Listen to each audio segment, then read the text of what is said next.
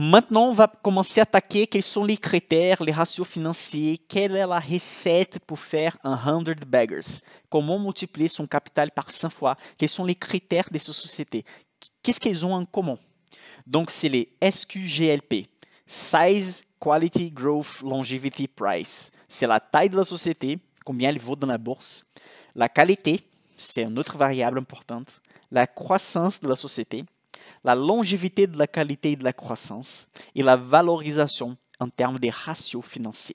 Donc, on va passer sur chaque point maintenant et je vais donner des astuces, des ratios de comment trouver ce type de société. Mon investissement de 10 000 $ que je vais faire avec vous pendant cette période de 14 jours, je vais diviser ces montants de 10 000 $ entre grande capitalisation, moyenne capitalisation et petite capitalisation. Je vais essayer quand même pour les petites capitalisations, éviter les sociétés qui pèsent moins de 1 milliard. Au marché français, on peut dire que les small caps sont les sociétés qui pèsent jusqu'à 1, 2 ou 3 milliards. Dans les marchés américains, ils considèrent encore des small caps, des petites sociétés, celles qui pèsent jusqu'à 5 milliards. Donc vous voyez que la notion de taille sur les marchés américains, comme elle est beaucoup plus grand, c'est une notion un peu différente. Donc ça veut dire que je vais commencer à acheter des sociétés qui vont partir de 1 milliard jusqu'à des sociétés qui pèsent des centaines de milliards, comme c'est le cas par exemple des Meta peut-être, ou des autres sociétés comme PayPal, ou des autres sociétés que je vais analyser dans les prochains jours pour acheter. OK? Donc on va analyser ces critères maintenant. Est-ce que vous faites attention? Vous êtes là encore avec moi. Bonsoir tout le monde qui est arrivé après. Joseph, Sophie, Seb. Donc voilà, on va attaquer les sujets maintenant. On va commencer par la taille. Donc environ 68% des multibaggers, donc des sociétés qui se multiplient par 2, 3, 4, 5, 10 ou 100, se négocient en dessous d'une capitalisation boursière de 300 millions. Donc les statistiques, les données dans les livres que je vous ai montrés montrent que si la société pèse moins de 300 millions, ou environ 300 millions, c'est la taille parfaite pour qu'elle puisse se multiplier par plusieurs fois. Mais cette étude-là qui était faite dans les années 2000-2010, si on considère l'inflation actuelle, on va considérer donc que la taille va rester entre 300 millions et 1,5 milliard. Si on achète des sociétés de cette taille-là, 300 millions à 1,5 milliard, on va tomber normalement sur des sociétés qui ont un potentiel plus élevé. Évidemment que par exemple une société comme Total, une société comme Louis Vuitton, qui pèse déjà des centaines de milliards, elles ne peuvent pas se multiplier encore par 50, par 20. Parce que si elles se multiplient par 20, ça veut dire qu'elles vont peser presque comme les PIB de la France. Donc, il n'y a pas d'essence que une société pèse plus que l'économie d'un pays, dans les mêmes pays qu'elle est basée. Donc, c'est pour ça que les petites sociétés ont un potentiel plus élevé, dans ces cas-là. Mais comme j'avais dit avant, une société qui pèse déjà quelques milliards peut peser des dizaines de milliards. Donc, la multiplication peut être faite aussi.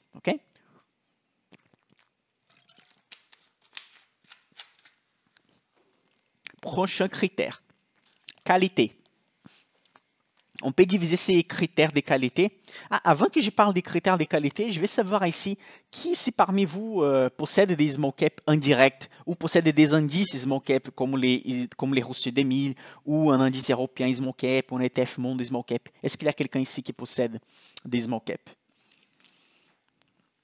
Je sais que parmi les insiders, beaucoup possèdent des small cap parce qu'on parle beaucoup de ces sujets dans la formation, mais peut-être des autres collègues ici sur YouTube possèdent aussi des small cap. Je profite aussi pour demander quelle est la société qui vous avez fait plus de gains. Est-ce qu'il y a quelqu'un ici qui a déjà multiplié les capitales par 2, par 3, par 5 avec une société? Et quelle société? Dites-moi. On fait une petite pause parce que je suis curieux de savoir de vos gains là. Aurélie, Russell 2000, très bien. Russell 2000 et Katana. Et quelles sont les sociétés? Est-ce qu'il y a quelqu'un ici qui a fait plusieurs fois? Anthony, pour l'instant, je possède un seul small cap. Très bien, il faut commencer. Si tu es intéressé par le sujet, il faut commencer. Russell 2000, je vois que vous avez beaucoup de Russell 2000. C'est intéressant, surtout que ça diversifie avec l'SP 500. Léa, plusieurs caps de portefeuille insider, cool. ETF MSCI World Small Cap. 300 fois avec Solana, avec les cryptos, ouais, c'est sûr que c'est plus facile. Anthony, des fois avec Katana, pas mal, pas mal. Oui, avec les mondes des cryptos, c'est beaucoup plus facile de multiplier, ça sans doute. Surtout que c'est un nouveau marché. On ne peut pas comparer avec des sociétés qui vendent des services et vendent des produits. ArcelorMittal, 150 euros, 150%. Parfait, cool. Donc, un critère qu'on a déjà vu ici, c'est la taille. Donc, on a vu que la probabilité va augmenter si la taille de la société est plus petite. OK. Mais ça n'empêche pas que les grandes sociétés puissent se multiplier par plusieurs fois non plus. Deuxième critère, c'est la qualité de la société. On peut diviser la qualité en deux critères. La qualité d'affaires, donc la qualité des produits, des services, les avantages par rapport aux concurrents, si les clients ils sont contents avec les produits et les services, et aussi la qualité de la gestion, si les managements pensent à long terme, s'ils possèdent des projets pertinents et pérennes. C'est un critère assez subjectif, mais on peut utiliser un ratio qui s'appelle ROI, Return on Equity, ou en français, retour sur capital propre, pour dire si la société possède plutôt un bon management ou pas. C'est difficile de résumer si le management est bien fait en utilisant un ratio financier, mais ces ratios financiers montrent une bonne structure de management. C'est quoi les ROI, les retours sur capital propre? Si on divise les résultats nets de nos sociétés, combien elle a obtenu des résultats nets à la poche, à la fin, après avoir payé des impôts, etc.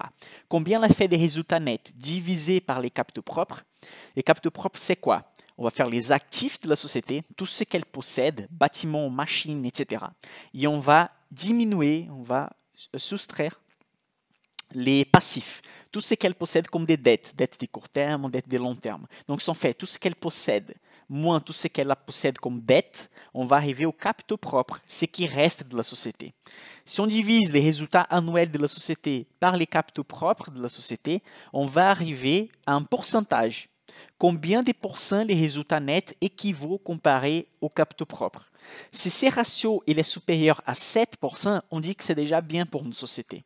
Mais les sociétés qui vont se multiplier par plusieurs fois, normalement, elles possèdent un ROI supérieur à 12%. C'est ce que les études et les livres que je vous ai montrés tout à l'heure nous montrent. Donc un ROI élevé montre déjà des signaux que le management il est bien fait. Donc voilà les deuxièmes critères. Les premiers, taille, les deuxièmes, qualité. C'est important aussi de savoir qui est dans la gestion de la société. Normalement, les sociétés familiales possèdent un management mieux fait. Les sociétés avec des présidents très connus qui sont depuis le début dans la société montrent aussi que la société est forte. C'était le cas de Bill Gates avec Microsoft pendant longtemps. C'est le cas de Zuckerberg avec Meta, même avec la baisse des 50%. C'est une société qui est partie de rien et aujourd'hui, c'est une des sociétés qui pèse les plus dans le monde. C'était le cas d'Apple aussi. Donc, c'est le cas de Berkshire Hathaway avec Warren Buffett. Donc voilà, des sociétés où la personne a commencé à créer la société, ça montre aussi un pouvoir important parce que la société, toute la richesse qu'elle a créée est dans la société. Donc elle a plein d'intérêt de continuer à gagner. Comme ça, l'investisseur, l'actionnaire peut gagner avec. Bon, il a les critères growth, la croissance. Donc il y a deux principaux aspects de cette croissance.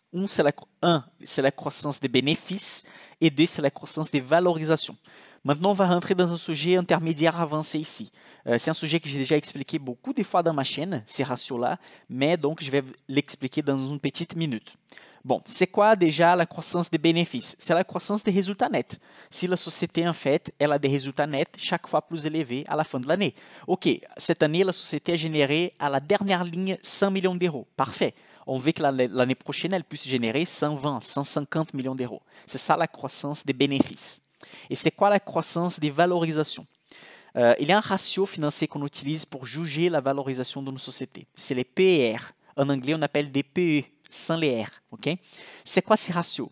C'est combien de fois la société vaut dans la bourse par rapport à son résultat net. Donc, par exemple, une société qui vaut 100 millions et son résultat net, elle vaut 100 millions dans la bourse. Okay? Si on somme toutes les actions de tout le monde, ça donne 100 millions. Et son résultat net vaut 10 millions. Donc, si on divise 100 millions par 10 millions, ça va donner un ratio 10. Ça veut dire que les prix de la société dans la bourse vaut 10 fois la richesse qu'elle génère par 1. Si dans les cas théoriques, ça veut dire que la société, elle va dépenser 10 ans pour générer une certaine richesse qui vaut les prix de la capitalisation actuelle qu'elle possède dans la bourse. Ou, une autre façon de dire ça, elle va dépenser 10 ans, un investisseur va dépenser 10 ans pour être remboursé de son investissement. Évidemment que c'est un ratio théorique. Okay? Ces ratios-là, c'est un ratio théorique. Donc, ça nous permet de connaître aussi combien de fois la société est valorisée par rapport à son résultat. Un exemple que j'adore donner toujours, c'est l'exemple de la boulangerie. Vous voulez acheter une boulangerie. Donc, vous analysez la boulangerie A et la boulangerie 2. Les deux boulangeries vaut la même chose, 100 millions d'euros. Okay? Imaginez une boulangerie qui vaut 100 millions d'euros. Ouh là là, quelle belle société. Mais donc, vous voulez acheter les deux sociétés, une des deux sociétés. Mais la société A, par exemple, la boulangerie A, elle génère un résultat net beaucoup plus élevé. Donc, vous savez que vous allez être remboursé de cet investissement beaucoup plus rapidement. Okay? Donc, le PR, c'est un ratio qui est plus petit, c'est mieux du point de vue théorique. Okay? Tout à l'heure, je vais parler des autres facteurs. Parfois, c'est mieux d'acheter une société avec un PR élevé si la croissance elle est très élevée aussi. Mais pour multiplier les capitales pour 10, pour 100, pour 50, on veut deux types de croissance. On veut que les bénéfices, les résultats nets de la société puissent augmenter année après année. Et on veut aussi que la valorisation de la société, combien les marchés jugent juste payer sur la société, on veut que cette valorisation, que ces ratios augmentent aussi. Donc, on veut que les attentes pour la société augmentent aussi. Donc, pour résumer, en termes de croissance, il faut que les résultats nets augmentent et il faut que les attentes par rapport à la société, les ratios de valorisation, augmentent aussi. Ici, c'est la croissance des monstres. Donc, dans la première ligne, vous avez les PE, c'est les PR, c'est celui que je viens d'expliquer. Donc, pour Monster, en 2005, la capitalisation, combien la société valait dans la bourse, elle valait 28 fois les résultats nets qu'elle a générés en 2005. Okay? En 2014, la société elle valait dans la bourse 39 fois les résultats qu'elle générait dans la bourse. On considère ces ratios comme chers. Dans les marchés, on va dire que les sociétés qui ne sont pas chères ont ces ratios entre 12 et 20. Okay? Et là, vous voyez une société qui a été jugée comme chère, mais la croissance du résultat net, c'est pourcentage EPS growth, donc c'est la croissance du résultat net, était de 218% en 2005, 60% en 2006, 36% en 2007. Donc, quand la croissance de la société est dans les mêmes niveaux que les PR, même si les PR est élevé, on va accepter, payer, acheter cette société. Parce que même si les marchés jugent que la société est chère, c'est ces ratios théoriques qu'elle est chère, mais la croissance qu'elle génère est aussi énorme, donc ça veut dire qu'il vaut la peine de payer un peu plus cher. Par exemple, en 2011, ces ratios théoriques montraient que quelqu'un qui achetait cette société, il allait dépenser théoriquement 30 ans pour être remboursé. Mais écoute, la société, elle donne une rentabilité, une croissance de 34% en 2011, 22% en 2012. Actuellement, c'est très difficile de trouver des sociétés avec une croissance tellement élevée comme celle-là. Donc, en fait, il y a des moteurs de croissance. On veut que les résultats nets augmentent et on veut que les PR, les ratios de valorisation, augmentent aussi. Okay? C'était le cas, par exemple, de 2009 jusqu'à 2014. Les ratios ont augmenté de 13 pendant la crise de 2009, de 17 en 2019, jusqu'à 39 en 2014. Donc, vous voyez que même ceux qui n'ont pas acheté Monster dans les années 2000, quand la société était très petite, quelqu'un qui a acheté la société en 2009, cette personne-là, elle a multiplié les capitales par plusieurs fois, parce que la société a eu une augmentation des résultats nets et une augmentation des croissances en termes de ratios fondamentaux, en termes de ratios de valorisation. Okay? Une autre variable importante, la longévité, beaucoup de gens négligent ça. Donc, les défis consistent à évaluer combien de temps il peut soutenir la qualité et la croissance. Parce que ça ne sert à rien d'avoir une croissance pendant 1 an ou 2 ans et après arrêter la croissance. Et ça ne sert à rien d'avoir un bon produit pendant 1 an ou 2 ans et après arrêter avec la qualité. Donc, on veut plutôt des sociétés qu'on soit sûr qu'elles vont garder une stratégie solide, qu'elles vont conserver un avantage concurrentiel sur les pairs, sur les concurrents. Donc, on veut des sociétés qui sont pérennes. Donc, longévité, c'est une variable très importante. C'est la longévité de la croissance et la longévité de la qualité qu'on veut. Okay? Et le dernier ratio, c'est la valorisation qu'on vient de discuter. Donc, mathématiquement, 100 fois les cours de l'action est atteint par la combinaison multiplicative de la croissance des bénéfices et la croissance des valorisations. Par exemple, une société, elle fait une multiplication de ses bénéfices, de ses résultats nets par 25 fois. On suppose que dans les années 2000, elle faisait 100 millions de résultats nets. Et après, en 2015, elle a commencé à faire 2 milliards 500 millions. Donc, elle a multiplié par 25 les résultats nets. Et aussi, si les marchés, si les investisseurs commencent à accepter, acheter chaque fois plus de cette société, si les ratios théoriques, financiers, des valorisations PER se multiplient aussi, donc ça veut dire qu'il y a chaque fois plus d'investisseurs en train d'acheter, qui acceptent de payer plus cher pour la société. Donc c'est ça qui va donner une multiplication par 100 fois la valorisation de la société. Par exemple, en 2022, une société a un résultat net par action de 10 euros. Donc, si on divise les résultats nets par la quantité d'actions que la société possède, on va arriver au résultat net par action. Donc, on suppose que ça soit 10 euros. Et les PR de la société, c'est 8. Ça veut dire qu'elle a négocié 8 fois ses bénéfices dans la bourse. En 2035, on suppose que la société génère un résultat énorme. Elle a touché des autres marchés, plus de clients, etc. Elle fait 250 euros par action des résultats nets. Si on divise donc les résultats nets de l'année par la quantité d'actions qu'elle possède dans les marchés, on arrive à 250 euros par action. Si les marchés ont perçu que la société est en forte croissance, les marchés acceptent d'acheter, payer chaque fois plus cher pour la société, les ratios PR vont évaluer aussi. Donc les attentes sont chaque fois plus élevées pour la société. Donc par exemple, si les PR sortent de 8 et arrivent à 32 en 2035, donc en fait, la société, avec ces augmentations, elle va valoir 100 fois plus dans la bourse. Dans les livres, dans les sources que je viens de vous montrer tout à l'heure, il recommande de ne pas payer plus que 25 sur un ratio de valorisation. Si on garde cette information qu'un PER de 25 maximum et on vient sur Monster, vous allez voir qu'il y avait plusieurs années où Monster avait un ratio de 20, plus élevé que 25. Donc peut-être on allait rater la croissance de la société. C'est pour ça qu'il ne faut pas isoler les variables. Il ne faut pas juste regarder, OK, PR plus que 25, j'achète pas. Non, parce que par exemple en 2005, les PR étaient de 28, mais la société a fait une croissance de 218%. Donc il faut toujours regarder les PR, mais et voir aussi si la tendance de la croissance elle est élevée. Okay? Si la croissance elle est plus élevée même que les PR.